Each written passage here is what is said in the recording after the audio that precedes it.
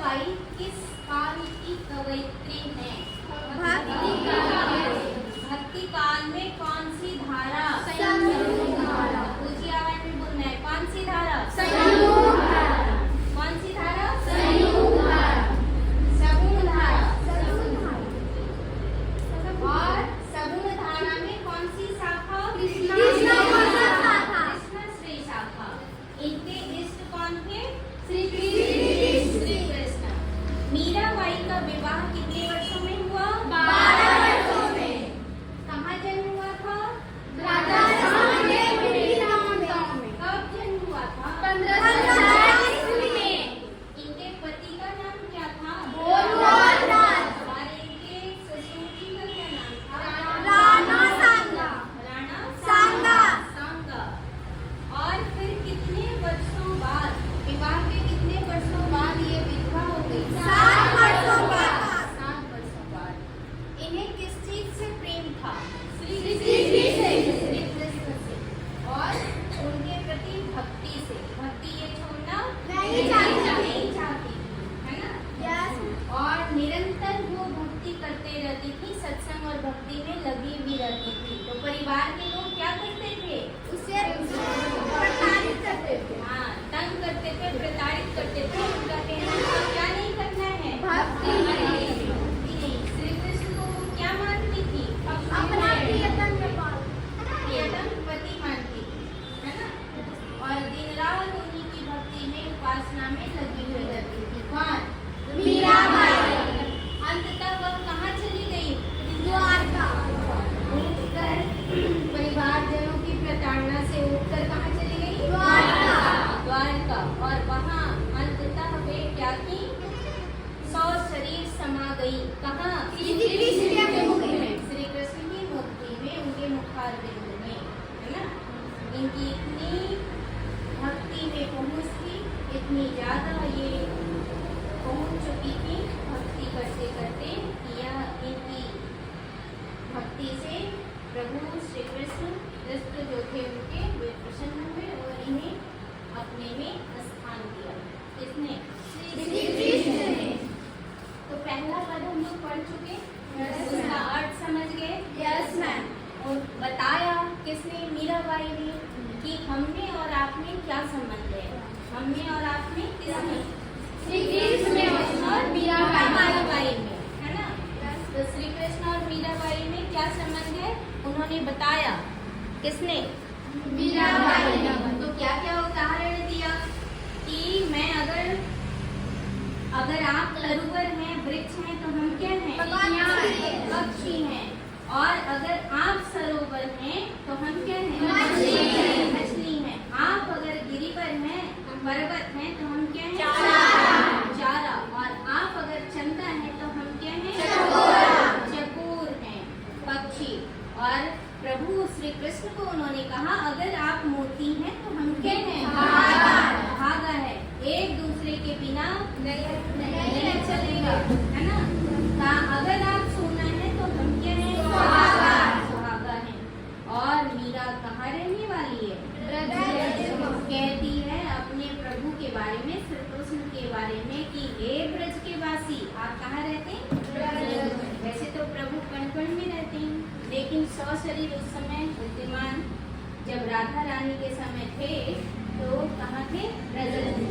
कहा आप मेरे क्या हैं? ठाकुर अर्थात स्वामी। और मैं क्या हूँ? दासी। आपकी दासी हूँ, श्री श्याम। किसने कहा? मीराबाई ने। तो इस पद को हम लोग पढ़ चुके हैं, समझ चुके हैं, एक बार गा भी चुके हैं। पीछे पीछे गाना है।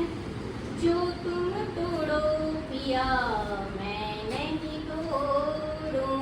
जो तुम तोड़ो पिया मैं नहीं तोड़ूं। तो सुप्रीत तोड़ कृष्ण कौन संग जोड़ूं।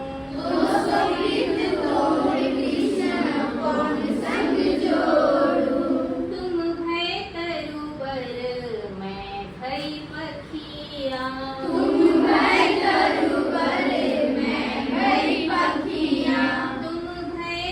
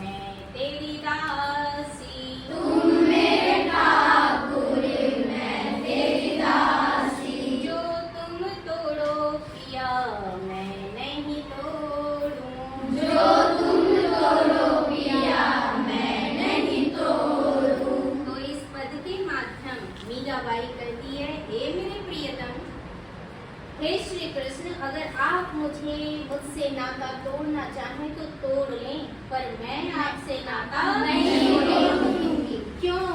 क्योंकि आपके संग अगर मैं नाता तोड़ दूं तो किसके संग जुड़ूंगी? संसार का नाता तो क्या है? नश्वर है, आज न कल समाप्त होने वाला है। अगर हम किसी को नहीं छोड़ते हैं तो वो हमें छोड़ देगा, एक न एक दिन जाना पड़ेगा, है ना? लेकिन उस जगत पति से अगर हम संबंध जोड़ लेते हैं तो वो संबंध कभी टूटने वाला नहीं है। इसलिए कहा कि अगर आप वृक्ष हैं तो हम क्या हैं? उस वृक्ष की डाली पर रहने वाली पक्षी हैं। अगर आप तालाब हैं तो उस तालाब में रहने वाली हम क्या हैं? मछली हैं। अगर आप पर्वत हैं तो उस पर्वत के आसपास का हम क्या हैं? चारा, घास हैं।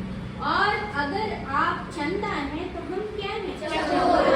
बता चुकी हूँ, चकोर पक्षी चंदा के प्रति इतना एकनिष्ठ होता है कि जैसे जैसे चांद घूमता है वैसे वैसे वह पक्षी अपना गर्दन घुमाता है, उसे आप पलक देखता है, दृष्टि वहां से नहीं हटाता, चाहे वह गर्दन टूट जाए तो टूट जाए। एक निष्ठ भक्ति का संदेश मिलता है। ऐसा नहीं कि आज कृष्ण की पूजा कर लिए, कल राम की, परसों हनुमान की, उसके बाद लक्ष्मी की, गणेश की, ऐसे एक निष्ठता नहीं रहेगी। कभी इसे पुकारे उसे पुकारे मदद के लिए तो कोई आएगा? एक आदमी को पुकारेंगे तो आकर मदद कर देगा, फिर वो तो बोलेगा, सुनेगा तो नहीं, हमें नहीं बुलाया है, तुम्हें बुलाया है, तुम जाओ। फिर वो आते आते सुन लेगा कि नहीं, ये तो किसी और का नाम ले रहा है, कहेगा मुझे नहीं, तुम्हें बुला रहा है। ऐसे करते करते क्या होगा? क्या हुआ एक बार कि एक घड़ियाल आया, एक ग्वाला था, गाय चरा रहा था नदी किनारे। घड़ियाल आया, उसका टांग पकड़कर खींचने लगा। अब ये पुकारा अपने साथियों को, साथी दूर में था, कभी बोलता था ए रामू इधर आओ, ए मोहना इधर आओ। सोचा ये तो आ नहीं रहा है, फिर तीसरे का नाम लिया, चौथे का नाम लिया, वो पानी में जाते जा रहा है। और जब उधर से कोई आदमी आ रहा था तो कहा उसने